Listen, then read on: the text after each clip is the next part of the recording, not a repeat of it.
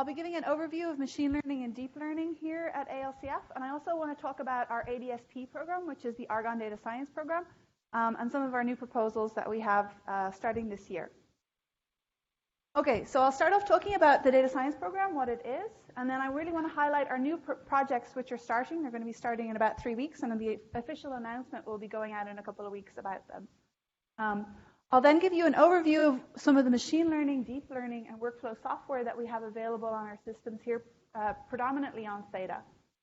And then I'll talk about some other ongoing research projects that are being carried out or are in development here at ALCF. If you're interested in those, we can talk about those at any of the hands-on sessions. Okay, so our ALCF Data Science Program, ADSP, is really targeted at big data science problems that require the scale and performance of leadership computing facilities. So these cannot be performed on small clusters or on your laptop. And the projects that we select cover a wide variety of applications and science domains. They can span computational, experimental, and observational sciences. And really these projects focus on developing both data science techniques, which can include things like statistics, machine learning, deep learning, and certainly quantification, image processing, graph analytics, and complex and interactive workflows. So the program itself is currently now in its 3rd year. It is a 2-year proposal period where you have to submit a renewal proposal at the end of your 1st year. Similar to insight proposals, there are quarterly reports as well, which are allocated, which have to be submitted each quarter. The proposals, as I mentioned, can target both science and software technology development or scaling on our systems. So you can either use existing software technology or propose to develop completely new software technology related to data science needs. The projects need to have a high potential impact, both in terms of the software development, running this data science at scale, and in terms of the science targets that they're going after. The proposals also need to demonstrate to us data readiness scale. So as part of the proposal, we need to see scaling results either on a system similar to Theta or a comparable leadership computing facility system. We also look for diversity in our science domains when allocating these projects, and in terms of the algorithms and the proposed advancements to the software. And then in particular, we like projects that focus on exploiting or taking advantage of the unique architectural features of Theta. So we know or we recognize that a lot of people may be familiar running these deep learning or machine learning software frameworks on GPU systems, but translating that to how they're going to run or optimize or take advantage of architectural features on Theta is very important when writing this proposal. Okay, so just a breakdown in terms of how we view the structure or the interplay between traditional HPC simulations and now these new other 2 pillars of data and learning. So really what we want to see in ADSP is a connection between these 3 areas. And projects that do well as part of ADSP connect these 3, whether it be actually having machine learning or deep learning running in situ in HPC simulations, or doing data analysis, post-processing data analysis on simulation output. So in the data regime, these projects can focus on things like experimental or observational data. You can look at things like image analysis, multidimensional structure discovery, complex or interactive workflows, on-demand HPC, data techniques, object storage using databases at scale, streaming, real-time data, uncertainty quantification methods, which may be more statistical focused, and then graph analytics. And then on the learning side, doing things like machine learning, deep learning at scale, incorporating these techniques into simulations, doing parameter scans, hyperparameter searches, material design, observational signatures, and then using data-driven models to refine your science for using ML or DAAL. As I mentioned, hyperparameter optimization is a really key area now at the moment. And then bridging gaps in theory, so thinking about maybe interpretability or reproducibility of machine learning and deep learning networks also qualifies under these 3 pillars. So when writing a proposal, having an interplay between these 3 areas and having that as a strong backbone to the proposal is really beneficial. So this is currently people at ALCF working on data science projects or contributing to developing the software in data science here. The great thing about this group is that everyone here comes from very different science background domains. We also have people who just, come from the performance engineering group, right? So they will tell you how to optimize that code on the system. And then there are other people who may be expert in, using machine learning, deep learning in high energy physics or cosmology, or for image analysis or data analysis. So the new ADSP projects are starting in October 2018, and the announcement will be going out soon. So as I mentioned, there is a renewal for previous. It's a 2-year proposal program. There's a renewal at the end of the first year.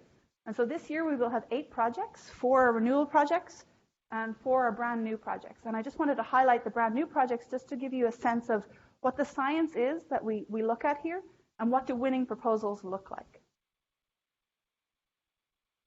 The very first proposal, the new proposal, which has been awarded this year, is in the area of cosmology, astrophysics. And this is a group working at the NCSA at Urbana-Champaign, looking at deep learning at scale for multi-messenger astrophysics. And so what this group has proposed is a novel data parallel deep learning which fuses high-performance computing and AI for multi-messenger astronomy. So this is what they're predominantly focused on is the detection of gravitational waves in real time with deep learning. So right now this is a real hot topic in modern cosmology, this notion of combining or updating methods which use both the gravitational wave domain, so if you think about collaborations like LIGO, and the optical transient domain, so large collaborations like LSST, combining these two and developing software tools or suites which are able to be deployed for both of these data sets in real time. This group is also doing really, really interesting stuff in terms of novel visualization of these neural networks, which can aid in interpretability or opening of the black box of what deep learning is doing. And so that's what this visualization is showing here. It's showing the gravitational wave signals on the top here, and then down the bottom, the different layers in the deep learning neural network and when they're being activated. So you can actually go online and see the movie of this and see when the different layers get activated, depending on whether or not it's seeing noise or the actual signal for the gravitational wave. So things like this aid in the interpretability of what deep learning is doing. And then the overarching goal of this project is the discovery of these multi-messenger sources at scale and in real time, which is a big challenge for things like LSST. The next new project we have coming online this year is a materials project. And this is being driven by collaborators at Harvard University. And they're focused on machine learning and magnetic properties of van der Waals heterostructures. So what they are proposing to do is use high throughput vast calculations on our systems to train machine learning models to predict the magnetic properties and the thermodynamic properties in novel 2D layered materials. And so this is also a very hot topic and a new research area for us to look at. And so this, we hope, will improve the understanding of magnetism in 2D materials, and we hope it will have a high impact on spintronics and data storage devices. So having development of nano structures which have tuned magnetic properties is highly desirable. And so this work may contribute to that. They're proposing novel machine learning models which will be used on the fly, coupled with the simulation learning workflows. And so this should hopefully benefit a lot of science domains and the materials community in particular. And so the hope here is that it'll accelerate material discovery and research in the electronics industry. So this group here, this plot is taken from one of their previous papers showing their predicted formation energy for these 2D layered materials from different machine learning models compared to the actual formation energy calculated from these vast simulations. The next project that will be starting this year is one out of the APS, the Advanced Photon Source here at Argonne, and it's an imaging project. And what this group are proposing to do is developing high-fidelity, dynamic, ultra-fast X-ray imaging tools for the APS currently and also for the APS upgrade. And so what they're proposing is real-time analysis of this APS data, as well as using CFD simulations and the development of deep neural networks to build up a suite of imaging tools which can be used by the APS community here, but also at other light sources. And so we're hoping that this suite of tools will enable real-time imaging analysis and improve our understanding of both the structure, kinetics, dynamics of materials, and highly transient processes.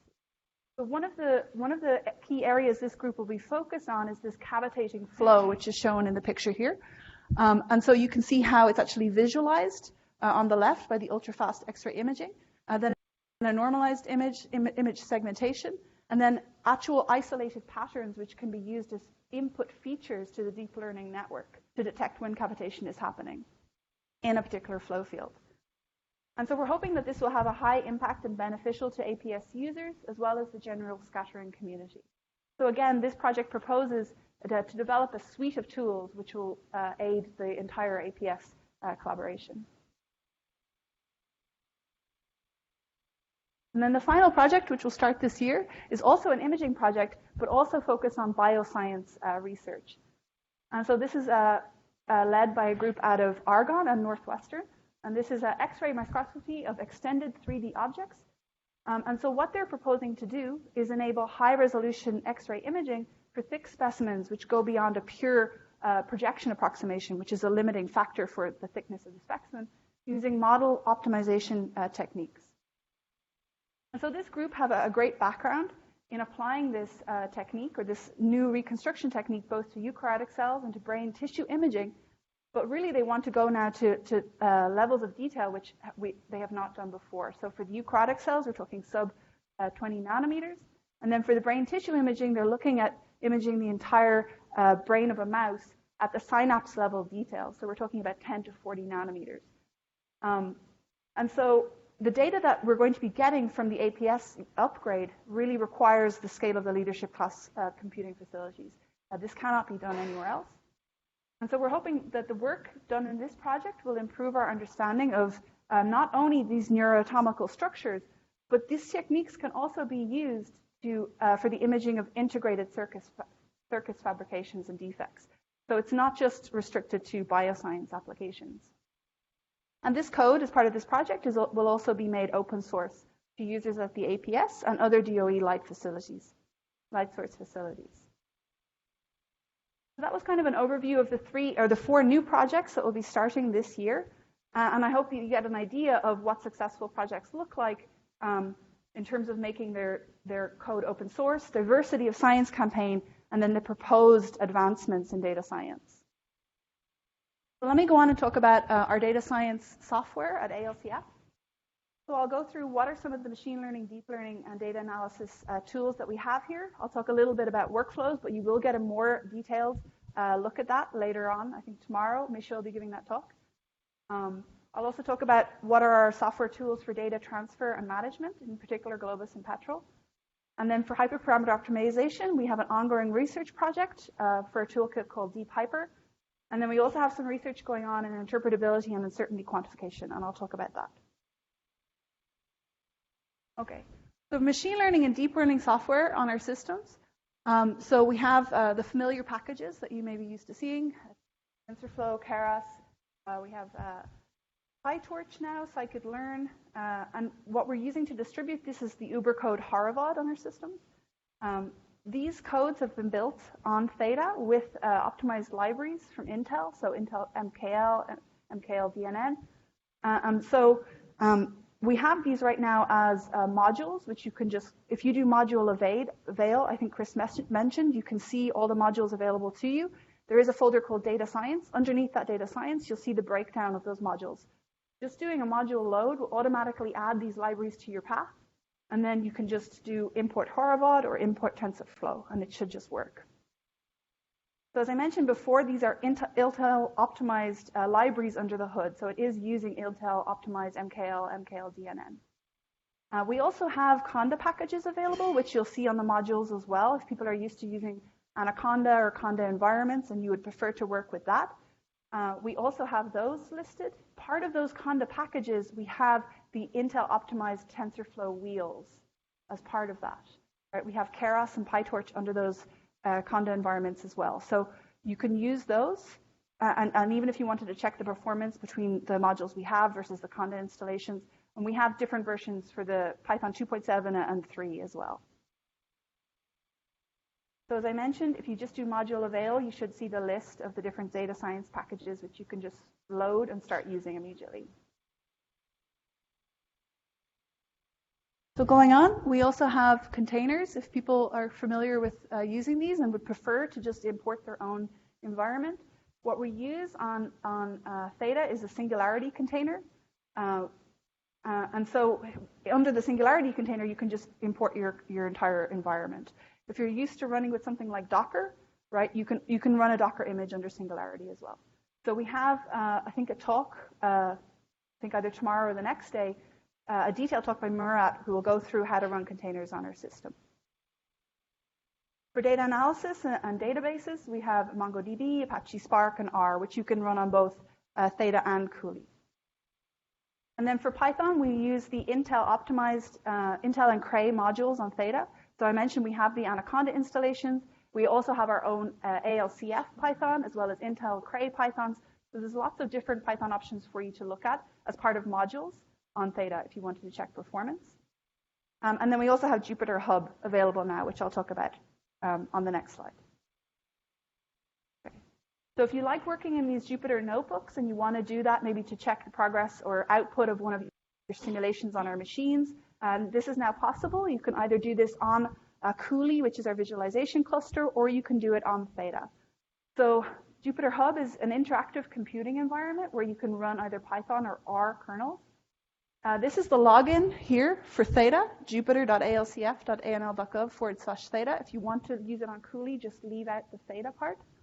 Right now, you can access the Theta home space and the Theta project space using a soft link from this login. You can also submit jobs to the queue from a kernel, right, using the qsub command. The default kernel at the moment is Python 3. But you can create custom environments and install any Python module you want. So we have some sample scripts here in the project's Data Science Jupyter. We should probably move that to soft data science for this if people want access. And so the last point is if you want to use this on Cooley as well, you can, but just leave out the Theta when you're logging in. And again, you should see the home space here for everything, right? Because Mira, Theta, Cooley all share the same home space. But you won't be able to access the Theta project space if you log into Cooley. And there's just some examples of notebooks where you can run things like PySpark using these notebooks on Cooley, or do some visualization using the notebooks as well. Okay.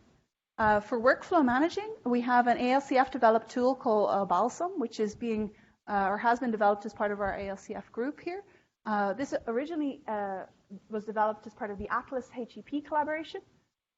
So with Balsam, the users can easily describe a large campaign of jobs we run with varying sizes and interdependencies, and then basically let the Balsam manager follow the jobs and submit to the queue.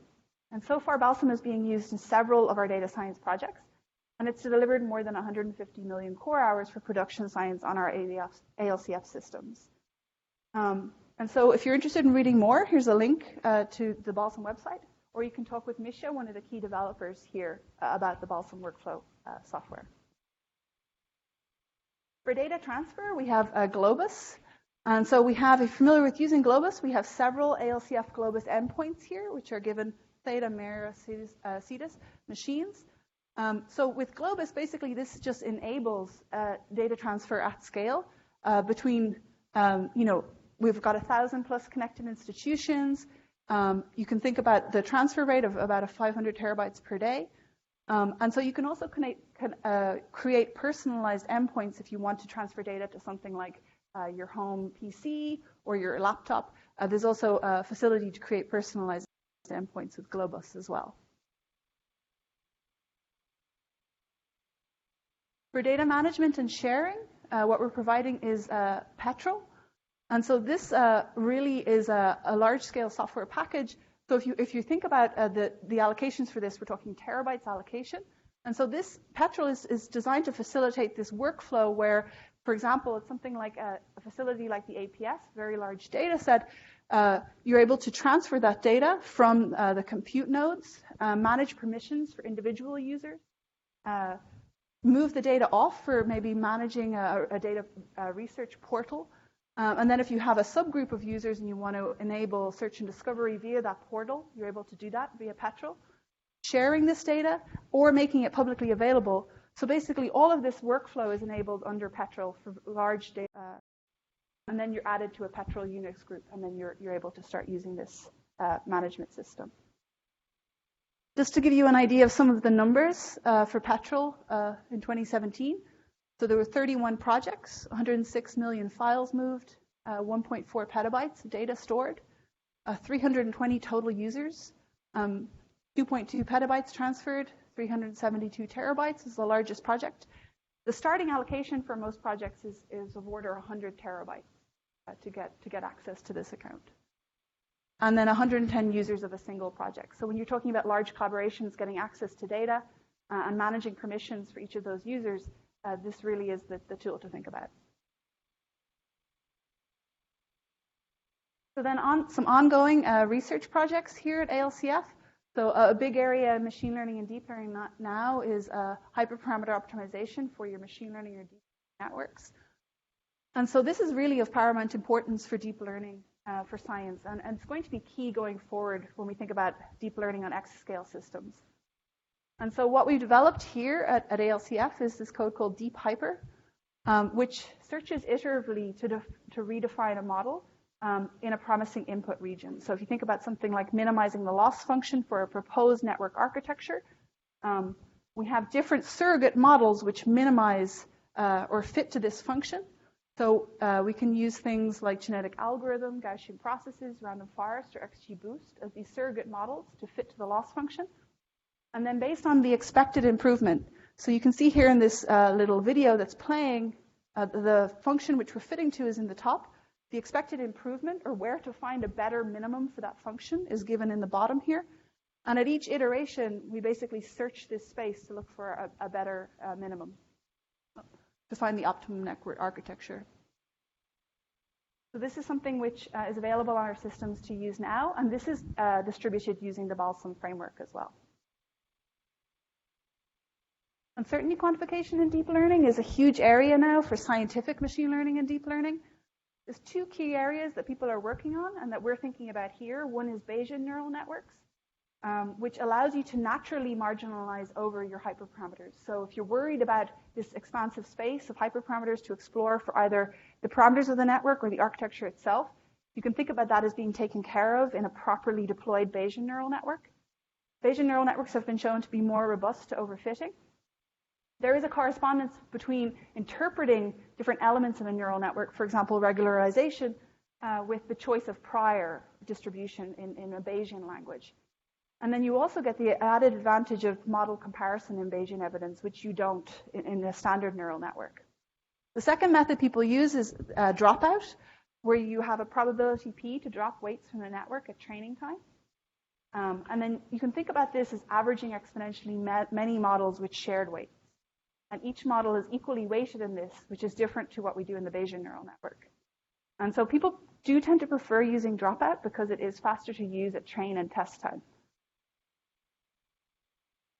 So some of the packages we have on our systems for uncertainty quantification and deep learning, I think one of the most exciting ones at the moment is this TensorFlow probability, which is using Edward or Edward 2 under the hood. So this is, again, a Google software package, which can be used for probabilistic reasoning and statistical analysis. What they have added to TensorFlow is this TensorFlow distributions class. So now each of your TF layers in your network is actually a probabilistic layer. So the inputs are different. Now the inputs are random variables in your graph. And the loss function is no longer just a scalar. It's actually the log probability of the likelihood plus the log probability of the prior. Your output is actually a distribution, which is output at each step. So you can think about this as your weights are no longer just random variables, or no longer just random scalars. There's full distributions for each of the weights, which are being chosen at every pass through the network. And in TensorFlow probability, there are many methods for inference, for updating the network. So you can use MCMC or variational inference or Hamiltonian Monte Carlo. So many people are worried about the runtimes of deep learning with Bayesian statistics compared to without. So we have done some initial scaling results on Theta. So you can see here, these are results for using CFAR10 with a simple architecture. These convolutional layers followed by fully connected layers. And then we're showing here the runtime of each of the 400 iterations per second. divided by the number, against the number of nodes. So comparing a Bayesian neural network with a normal neural network, you can see it is slightly slower, but not drastically so. And you're able to scale TensorFlow probability as well using Horovod. So we're able to do this Bayesian neural network at scale. So in this plot here, I'm showing the results in terms of accuracy. So here, the solid black line is what you would get for a standard neural network, right? You don't get a full distribution, you just get a single number for the accuracy of that network. Whereas for the Bayesian neural network, you get a full distribution of the accuracies. And the different colors here are the different choices of prior. So there is this issue of, there are free parameters in the Bayesian neural network which need to be tuned as well, and they can really improve your performance. But the Bayesian neural network can do better than the standard neural network with an optimal choice of prior here. That's kind of an overview of some of the projects that we have here. If you have more questions that maybe I haven't answered in this talk or we don't answer during this workshop, please feel free to email datascience@alcf.anl.gov. And if you have any questions about the data science program, then just find one of the members during the breaks and we can help answer that. Thank you. Does anyone have any questions? Is the question, can you do everything with Jupyter Hub that you can do outside of Jupyter Hub? I think in theory you should be able to. I mean, you're just submitting the jobs using a Q sub there. Because you're running right now on a separate, you're not running on one of the login nodes on Theta, right? You're actually running on a completely separate node. We're still testing. We don't want people to be doing very data intensive things on those nodes, clearly. So right now, I think we want people just to use it for maybe post-processing of the data and analysis. We don't want to be having people use them interactively with the nodes. But on Cooley, I've run Spark and PySpark interactively, but there you're actually launching the notebooks from the mom nodes there, from the compute nodes. You're logging into one of the nodes. And there you can do anything you can do in the terminal. How many a year? 4 new a year is what we've been doing so far, and then 4 renewals generally. As I mentioned, at the end of the first year, you have to submit a renewal proposal stating what you did in the last year, what you plan to do in the next year. So it's not a given you will be renewed, but this year we had 4 renewals and 4 new projects, which has been the trend over the last couple of years, but that may change. We are seeing the ADSP program, the proposals being submitted, getting more competitive so as more people come into this area. I also want to mention that Insight this year, also included data science and learning applications as part of their proposal. So you could submit a proposal with data science as well for Insight. But Catherine will talk about that during the break. Any other questions? Thank you.